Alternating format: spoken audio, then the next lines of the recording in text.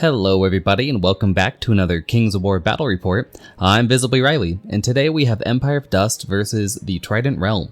This battle was fought at 2250 points and the scenario was Plunder. So first off, we have my opponent's army, which begins with a horde of Naiad ensnares with the fog, granting them stealth. Then we have a regiment of Naiad Heartpiercers with the Jar of the Four Winds, giving them plus 12 inches on their range attacks. A regiment of Placoderms with Banner of the Griffin, we know what that one does. A horde of Water Elementals with Brew of Sharpness to give them plus 1 to hit. A horde of Water Elementals with Blessing of the Gods to give them elite. A horde of Naiad Worm Riders with Brew of Strength to give them plus 1 crushing. A Naiad Envoy with Grimoire of Unspeakable Darkness, which gives plus 4 to their Surge value and Surge 5. A Naiad Envoy with Surge 5. The Siren, the Trident King, and a Kraken. So this was an interesting army. I think it definitely has the start of something good. I like water elementals a lot. I think they're great, especially with the new envoys. I'd probably try to work some heal in there instead of just spamming out the surge. I'd probably try to work Ector in before trying to fit either the Siren or the Trident King, although the Siren's very good in a surge list, but still, Ector is amazing. But the rest of it I really like. Placoderm, I think Placoderm regiments and hordes are still pretty solid, especially if you're running them in a support element, which Banner of the Griffin is. Jar of the Four Winds Heartpiercers are great, and I love ensnares. So yeah, besides the characters, I think that's where the list sort of falls apart, and a lot of these items are superfluous. My opponent was definitely just going, he told me after the game that he was just trying to get some stuff on the field and didn't want to have too many empty bases. So yeah, this is what he came up with. We'll see what he does in the future. So now here is my new Empire of Dust list, which opens with the Mummy's Revenge, surprising nobody. I upgraded my Cursed High Priest to have heal 4, and then I have 2 regiments of Mummy who gain Elite and Vicious. Then we have a horde of Revenants with the Brew of Strength, a horde of Revenant Chariots, 2 regiments of Revenant Chariots, a Ammonite Pharaoh on Royal Chariot with Blizzard 2, a Cursed High Priest with heal 4, Mortiberus, 2 Bone Giants, and the Soul Snare.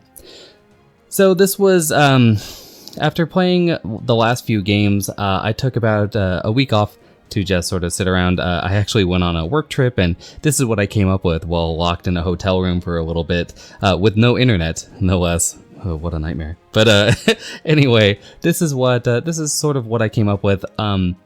I wanted to get, I really like the skeleton unit with Banner of the Griffin, but I think it's the horde of skeletons. I think those warriors are a lot better though when they have a second unit to support them.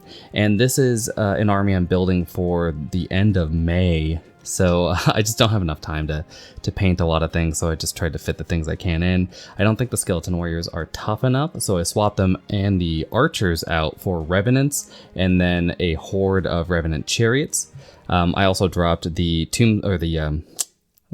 Scorpion Husk, which I know some of you are lamenting, but it's just not that good. I've heard people try to say it's sort of like the what are they, the Shamblers, but it just isn't, because the difference with Shamblers, Forest Shamblers, and Forces of Nature and Elves is that having a shambling unit that pushes forward and acts as a tar pit, or in my opinion more of a jamming unit in the first few stages of the game is very important for them, because they're fast, they're elite, and both those armies are very heavy on shooting if they want to. In Empire of Dust, it's not as relevant. I mean, Empire of Dust doesn't really care when you get to them. They're very tough. That's like their main attribute, is that they can take a punch.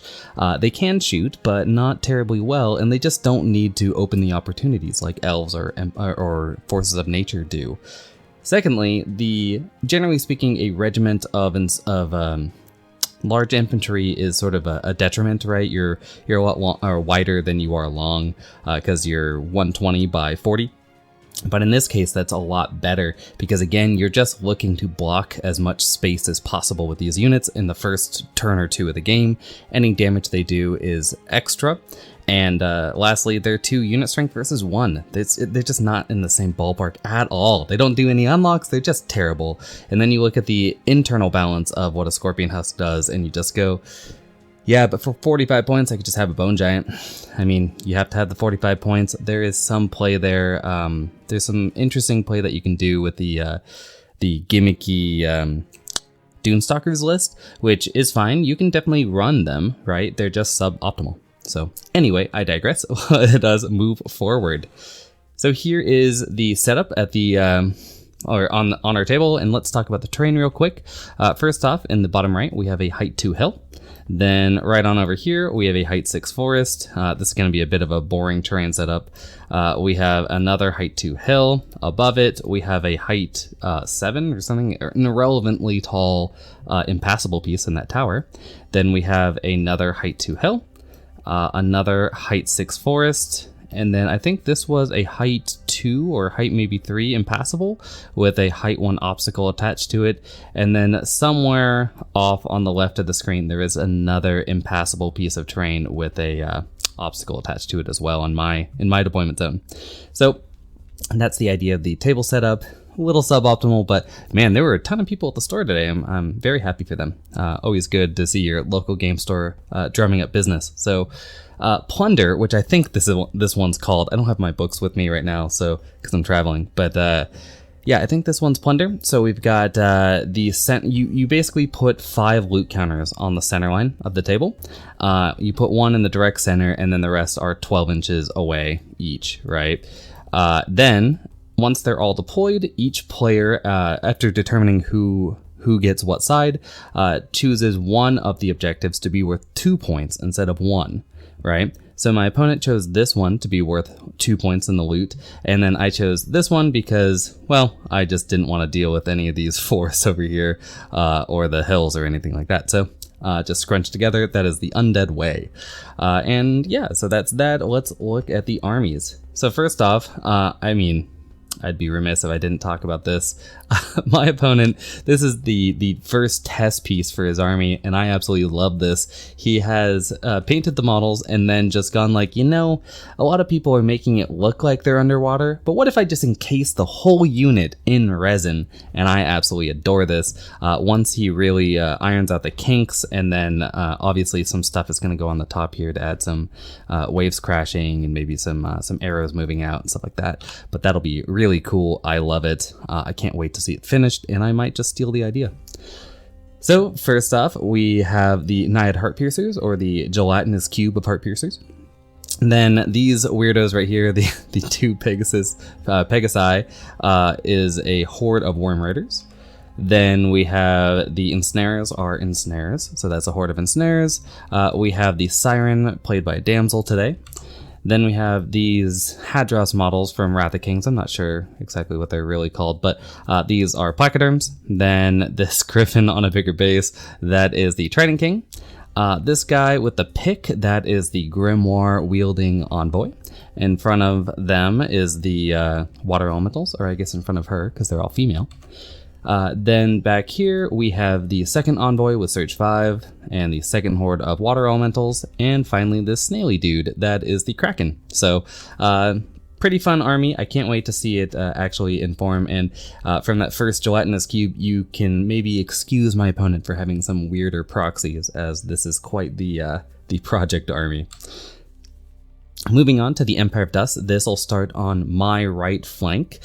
So we have the Horde of Chariots with nothing. I'm also playing, I forgot to mention this during the army review, I'm playing 10 points down, and that's because I didn't finish writing this list. I didn't take a 10-point item. You can act like I brought Mirrodins or something and just forgot to use it, but I didn't have it at all, so I'm playing 10 points down right now. Then we have the first Cursed High Priest. That will be a different model in the future, but it's on my painting desk, so it's this for now. In front of that Cursed High Priest, we have the first regiment of mummies. Then we have the Horde of Revenants, or the beginning of the Horde of Revenants. I know some of you are thinking, like, shouldn't I put like 1 or 2 ghosts in that to really show off their Revenants? But I just didn't want to open my ghost box just yet. Hopefully this will do. There's the Revenants again. Then we have the second regiment of mummies with Mortibris back here with his snazzy new paint job. Then we have both of the Bone Giants, 1, 2, bam. Then we have the Soul Snare behind the woods here with the last Cursed High Priest with Heal 4 behind them. This Cursed High Priest is the one that's part of the formation, so if it dies and the 2 mummies, my opponent will get the points. Then we've got the first regiment of chariots, the Pharaoh on chariot in the beginning of my conversion work for his chariot, and then lastly the second regiment of chariots. So yeah, the deployment here is pretty much just down the line. I was practicing staying an inch away this game from all my units, so all my characters are going to stay an inch behind my units at worst, and then I tried to keep a gap of an inch just to help me pivot in the future. So that's really what I was playing with this deployment. Otherwise, I just stacked my right flank with all my tough units to take those 2-point counters. So take 2, or maybe take 2 on the right or on the left because I'm faster. So turn 1, my opponent wins the roll up and I take a great picture. I forgot to take a picture at the beginning of his turn, but turn 1 is just, everything moves forward.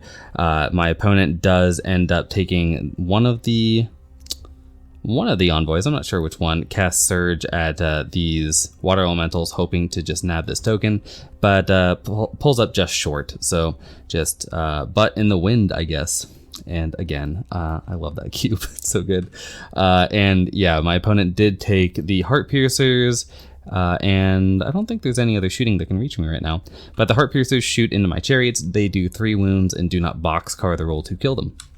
And moving on to turn 1 for Empire of Dust. Here is the end of movement, because again, this is when I was sort of remembering to take pictures. But yeah, so the Empire of Dust just advances forward. Right here you can see I'm measuring out the frontage of the water elementals. I was almost certain that the chariots were in their front, but what I was really measuring was if the chariots could move far enough forward, get into that flank, and then be double surged to maybe get the kill. But I'll be charging into terrain. It's a really long surge and it's just not necessary. So instead I just place my units as such. I do move in a cascade here. So these mummies are behind the revenants who are behind the mummies, right? So the idea is you go 1, 2, 3 to make sure that no unit can be overhit except for these mummies, but the mummies are well protected by a bunch of giants. So that's the idea. I move my wounded chariots into the woods. It's really just because the Worm Riders are a little too close for comfort, and I want my Soul Snare to be able to start shooting from this turn, and otherwise the worms are going to be able to charge into it. So the chariots are just playing blocking duty. I plan to heal them, with the Soul Snare or with my wizards, because they're not going to be casting Surge this turn anyway. So I've got a heal 4 over there, and I think Mortibris could also get a heal 5 if I need it. Shouldn't, but it could happen. Yeah, this is just showing off my... What is this showing? It's just an action shot, I guess. My Soul Snare did shoot... Oh no, I don't shoot into the ensnares because they have the fog. I mean, I just didn't want to deal with it because I wanted to mix my shooting. Not because the Soul Snare cares about stealthy, it doesn't. Or that Skeleton Archers particularly care, because generally they're hitting on 7s anyway. But in the future, if I was going to go for the shooting, I wanted to get that going. And since both these units are regen 4+, I wanted to trigger the one that's both faster... Or that's faster, deadlier, and has lower nerve. So I'm looking to get rid of these Worm Riders quickly. So I shoot into them, do a couple wounds. I take these chariots, and my other chariots, which you can't see, are off screen. They're about here on the opposite side of the hill, facing like this. So if these Worm Riders want to charge here, I'll have a flank charge, or if they charge here, I'll have a flank charge. And then the Pharaoh is sitting here just to countercharge either way, right? So that's the plan. Otherwise, that's the end of the turn. So let's move forward onto turn 2, which I apparently didn't take a die roll pick. But yeah, this is turn 2. You can see my opponent just takes the Worm Riders, goes into these chariots. It was kind of funny because he didn't know that Worm Riders had Pathfinder at first. And I was like, well, it doesn't matter which unit you charge in terms of hitting, right? So he's like, oh, I'll take the ones in the wood then, which seems fine. It is maybe questionable with this giant ready to charge in the flank. You can see that I healed the chariots to full. It looks like the Worm Riders are down to 3 wounds. I did significantly more than that. I think I did 7 total wounds. Or no, I did 6 wounds to them and they healed 3. So I didn't get a waiver or anything like that on the 9+. So that's how that went. The ensnares move onto the first loot token and grab it, while I don't think anyone else moves on to a loot token. No, it doesn't look like it. My opponent charges with both the water elementals here into my revenants, kind of forgetting that I had this cascade going. And I had also forgotten this until my opponent went, while looking at this unit, went, are the mummies in the front? Because I just explained how he couldn't combo charge these mummies due to that rule. And I went, you know what? I don't care enough, so I just pulled the mummies back and let my opponent get the double charge here. Obviously, I wouldn't do that in a tournament, but I kind of wanted to get this game going, and it's always interesting to stress test things as you play them. I haven't played a horde of Revenants in quite some time, so, let's see how much damage they can take. Or, I mean, it's just math, but I like to feel things. So, yeah, let's go for it. Let me feel it. The Kraken goes as a charge into my mummies. I did keep my Chariot Horde just out of charge range of the Kraken. Obviously, you don't want a Kraken into those chariots. Turning off my Thunderous Charge, I'm never going to hurt it. So I did give him the mummies. It's unlikely that he can kill a regiment of mummies with just one Kraken charge, but we will see. And that's about it. My opponent does... I did forget to mention this. Yeah, this envoy right here that was in the woods, my horde of chariots fired off into it and do 1 wound and wavered it. So that is Sir Wavered of the Woods, and so that's pretty cool. The other one just moves forward.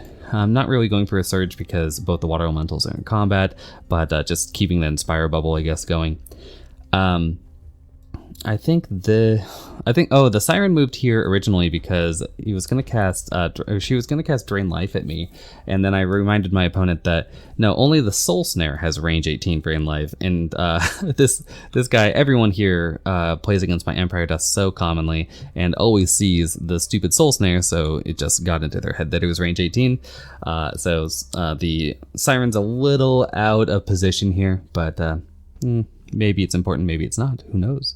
And the Jar of 4 Winds just sit here to either shoot into my Pharaoh or shoot into the chariots. Just get some plink damage going. And here is the action shot. Yeah, a lot of charges going on. I do like how this is looking. I always like fighting Trident Realm armies with my Empire of Dust. It's always a nice feeling. And here's the end of the turn. So let's talk about some things that happened. First off, on the left, you won't have seen it because it's been out of frame the whole time. But here is the Pharaoh, right? Here's where the Pharaoh was. These friggin' Heart Piercers shoot into my chariots. They do 5 wounds to it and then just roll a 10 twice to kill them. So that's unfortunate. And then the Worm Raiders go into these chariots. Also, No, they actually did roll pretty well on the hits and wounds. That's what I was thinking. Yeah, they do, they've got 18 attacks on 3s and 2s, and they do, 10-ish wounds, which, whatever. But then my opponent just rolls back-to-back 10s there, too, so, could have just done 5. Would have been fine. So both the chariot regiments are gone. All my chaff is gone. We're going to have to use the heavier chaff, which is the... when you're talking about the identity of what is chaff, you can really talk about, well, chaff basically is any unit you don't currently need. So these giants are chaff, Mortibrus is often chaff. It's whatever, right? Whatever you need to protect yourself with. I don't want the Soul Snare gone, so it'll probably be this giant. As for the other combats, we've got both the water elementals just bounce off my revenants. They don't do too well. They only do 11 wounds to me, and they've got 18 attacks on 4s and 4s. Yeah, 4s and 4s with elite, and then they've got 18 attacks on 3s and 4s, and only managing 11. I mean, I don't think they kill off the revenants, but I probably would have been going for a little bit of a higher roll there. Since the revenants are -24, there's no roll. The mummies I think the mummies on the left, they've it's the Trident King shot them and did 1 mighty wound. So, it's always funny there. And then the Kraken goes in and goes, 1 wound, I'll show you. And also does 1 wound to the mummies. So that is just, that is embarrassingly bad, Kraken. Way to go, boss. I think he only hits twice. So, some hot rolls by my opponent. And we'll see where that leads him with Empire of Dust turn 2. So Empire of Dust turn 2. As you can see on the left, yeah, I do take my giant and charge into the front of the Worm Raiders. With this giant here and this giant here, I'm blocked. It's too small to this gap between them is too small for the Worm Raiders to fit through. So the plan is just to trap them here for a bit. Sure, the giant, if it kills the Worm Raiders, that would be great. But I don't really care. The Pharaoh goes for a cheeky flank charge onto these ensnares because, so like my opponent was thinking I was going to charge the Worm Riders in the flank because I had that, but I'm just barely within 16 of these ensnares. I'm definitely in their flank, and I go, nah, I'd rather have that. So I take the Pharaoh there. Also picks up a loot token on the way, or not on the way, but when he lands here. So grabbing that loot token, then we've got the giant going into them there, into the front. I don't expect too much of that as, you know, I'm a 4+ to hit army and they have ensnare, so meh. I don't move the soul snare because it already has line of sight on pretty much everything it wants, and it's going to shoot into the ensnares. I do juggle one of my wizards back a little bit just to help with heal and to make sure this giant stays inspired. These mummies are just barely, because we pushed them back a little bit so both the Worm Riders could, or the Water Elementals could charge, they end up being exactly on the flank, as in their leader point is split exactly in half by my opponent's frontage here. So we just 4+ it real quick, and it ends up with a flank charge, which of course I will take. I didn't really need it that much though, because I could have moved forward, established my leader point to be in the flank, and then just surge the 1-inch, but it does save me a cast, I guess. So I go for the flank there. I take the Revenants here and go into the front. I made a mistake here with these mummies over here, because I go into the Kraken because I'm in my head I was thinking of Water Elementals had ensnare for some reason. I mean, you're playing against Trident Realm, it's just, you know, you get it into your head, play against enough depth horrors, and you just kind of think they all have ensnare. But yeah, so I decide to just go into the Kraken to make sure I finish it off, because this horde of chariots are definitely in its flank, and that is bad news for the Kraken. Yeah, that's about it for all my charges. I move my wizards, again trying to make sure I keep that 1-inch gap between all my units and their support characters. And I'm looking to, I take one of my, I take this guy, whatever, Curse High Priest, man, I forgot about it. Curse High Priest, both of them shoot heal into my Revenants and heal quite a few wounds off of them. I think they end up healing like 7-ish wounds. The mummies here end up just regenning their 1 wound. The other mummies keep theirs. And then Mortibrus just casts Bane Chant onto these mummies in the flank just to make sure these water elementals are gone. I know I've got 24 attacks on 4s and 2s with Elite and Vicious in the flank, and then a front of 25 4s and 4s because I've got Crush 1 due to the Brew of Strength. But yeah, I just thought that'd be a bit more impactful than a heal 5, so I go for that. And here is the end of the turn. Starting on the left, my giant actually does quite a few wounds to these birds, but ends up rolling 1 under what I need to waver them, so that's unfortunate, especially as they've got that regen 4+. And misery loves company because I go into the ensnares here. I've got a giant in the front and a pharaoh in the flank, and they roll stupendously well, along with a bit of soul snare, little drain life here. I get these ensnares up to 18 wounds. It's 19 with my brutal. Ensnares are generally a 20-22, but there's the Banded Griffin here, so they are 21-23. I need a 4 to kill them. I kill them on the first roll, and then I roll a 3. So they're wavered, which is great. I didn't double one it. But unfortunately didn't kill them in one go, and they've got 18 wounds to regen. So, you know, not the best, not the best turn out there, but still pretty good. I mean, getting all these flanks wouldn't be much of a game if I didn't fail some of them. The mummies here, thankfully, do not fail their flank onto the water elementals because, you know, just the mummies would die instantly to Placoderm plus a Trident King flank charge. So, yeah, glad to kill them off. I reform a little bit. This is actually, I think, after the pushback. So I reformed and then I got shoved a little bit backwards. It looks like the Worm Riders might have a line on my mummies, but yeah, they definitely do not. Line on Mortibrus. These guys just stay put. There's no reason to move. And over here on the right, yeah, the chariots alone get the Kraken to double 1 town, and the mummies throw in a couple more wounds to get their heal up. So yeah, at the end of it, it looks like the mummies are on 2 wounds. I'm not sure. They must have taken a few more wounds from something. Oh, from the Kraken. It must not have been 1 wound. I'm not sure what I was marking there. But yeah, they're down to 2. And then I've got the Revenants down to 2 or 3 wounds as well due to Life Legion heal. So pretty successful turn. Let's see what turn 3 looks like. So turn 3 for Trident Realm, things are sort of winding down. I think it's go big or go home time. So we can see on the left, we've got the Worm Riders going back into my Bone Giant, completely unwounded Bone Giant. So looking for a very lucky roll there. We've got the Ensnares just sort of sitting put. They heal, it looks like they healed 7 wounds with regen. Then we've got the Placoderms plus the Trident King going into my mummies, looking to make some stuff happen. The Trident King might do some fair damage to me, as I believe he's Crush 1, Thunder 1 with like 15 attacks. So that could happen. The Placoderms I'm less worried about because they don't have any plus damage items. The Water Elementals here, they didn't actually charge these mummies. What they did was reform and then got surged into the mummies. So that's the plan there. They could have picked up this token, but then they couldn't have been surged, so they just leave it. And that's about it. Yeah, you can see the envoys are moving forward just a little bit. It doesn't really matter too much. And then the Heartseekers are just staying put to plink away as they will.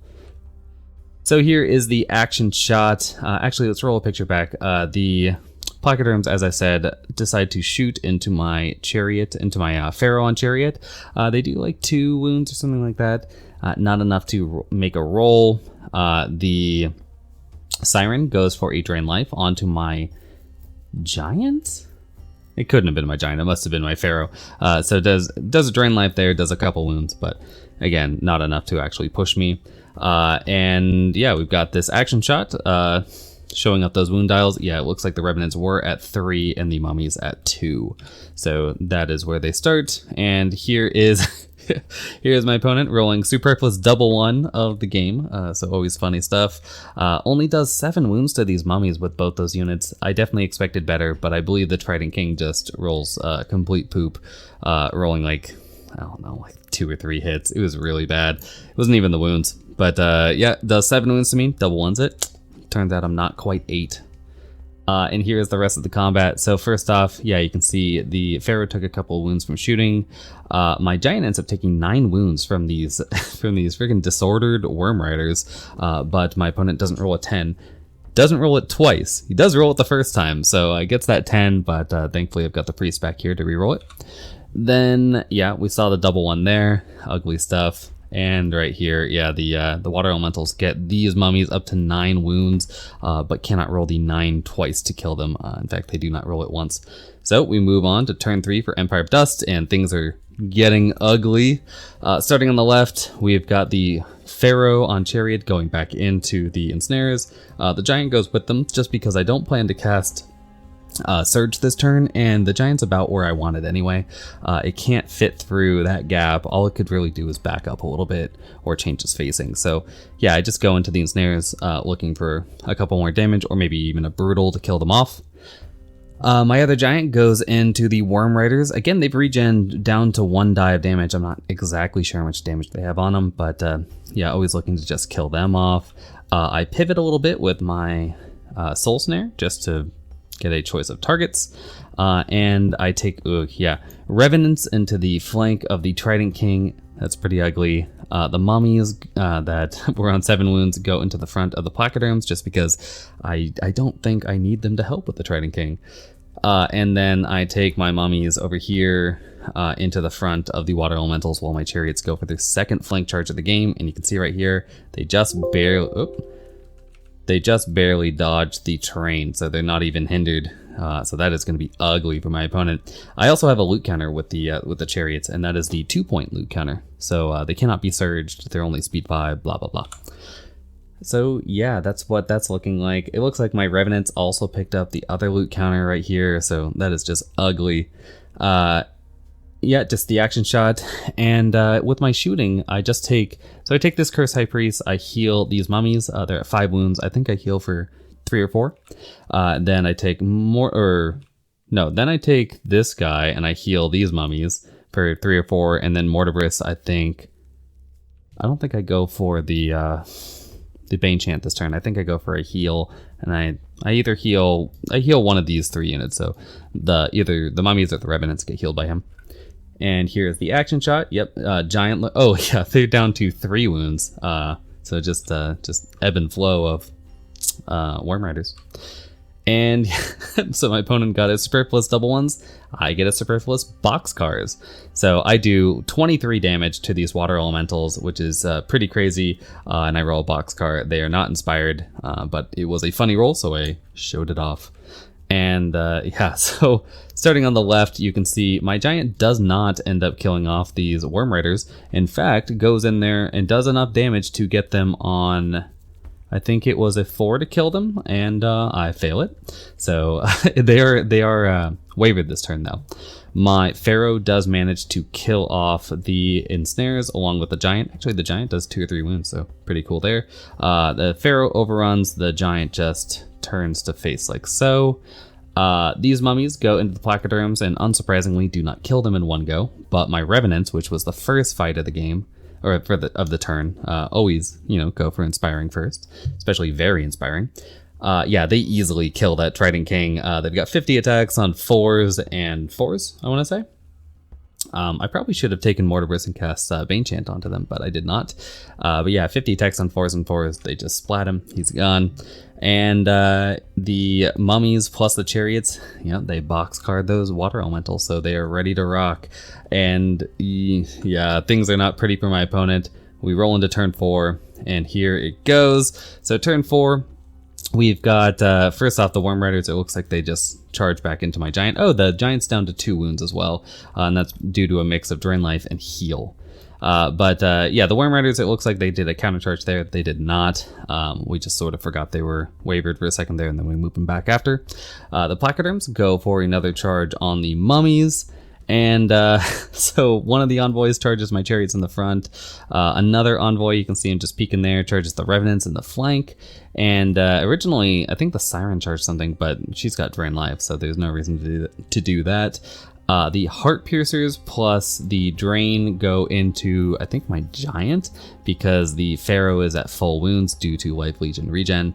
So they do a couple wounds, but it's not... maybe they do the 7 they needed to get a roll, but either way, the giant does not die. And moving into the action shot, so pretty cool shot. Oh, and that is apparently the last slide. So what ends up happening is neither of these envoys do anything to me, and the placoderms do not manage to kill off my mummies, and then we just roll off to see what happens in the next turn. So this giant plus the soul snare do kill off the Worm Riders. I think this giant might actually be facing the siren. That can't be right. But I end up... Oh, I remember what happened. Yeah, the giant's facing like this. The giant moves forward and surges into the siren due to the Pharaoh. Then I can cast Surge. I just can't be surged. So yeah, go for that. The mummies plus the revenants go into the placoderms. The chariots go into this envoy. The mummies here go into this envoy. And everything is dead. So, except for the Heart Piercers, I did nothing to them. So the Heart Piercers are still alive. Yay, guys. Good job. Happy smiley face. And that is the end of the game. So we end up... Oh, I did talk about doing this this cheeky little move with this giant. I just try to surge it all the way to get a token that's over here, but I don't do that in the end. And at the end of the game, I've got 2 points on the Pharaoh, I've got 2 points on my Revenants, and I've got 2 points on my Chariots. So it ends up being a 6-0 victory, and a pretty crushing one at that, as almost every point of Trident Realm was removed. And yeah, I mean, it's just sort of what happens when you're learning armies. When you're trying to stress test them, you're pushing them, pushing their boundaries, seeing what they can do. And when you also just sort of bring a bunch of stuff and fill it with items rather than units. So I guess it's a good case study in that. Don't boys before toys, I think it's called. And yeah, I do like this Empire of Dust list. It's another one of those, like, I almost have it painted. As you can see, I have to paint this giant. I've got this Curse High Priest almost painted. I have a different I just have a Casket of Souls that was painted in a previous army that I can use for that guy. I have to paint these 20 mummies. I actually do have the other 20 mummies painted. I just don't have a multi-base for them yet. And these chariots, I did strip one of the chariots very recently, but the other 5 are painted, so I'll just, you know, slap some paint on that and call it good. And then I have to paint the pharaoh. So I've got a pharaoh, I've got a giant, I've got a wizard, and I've got 20 mummies, and I'm good to go. So I hope you guys liked the report. If you have any comments or suggestions, feel free to leave them below. And until next time, bye.